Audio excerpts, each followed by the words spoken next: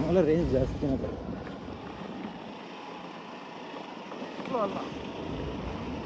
ಹಾಂ ಇದೆ ಇದೆ ರೈಲ್ವೆ ಸ್ಟೇಷನ್ ಇದೆ ಮೇಲ್ಗಡೆ ಅಲ್ಲಿ. ಹೋಗಿದ್ವಲ್ಲ ಮತ್ತೆ.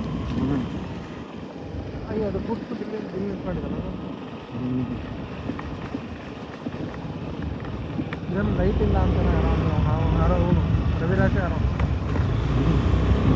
ವಿಡಿಯೋ ಮಾಡ್ಬೇಡ ಅಷ್ಟೇ.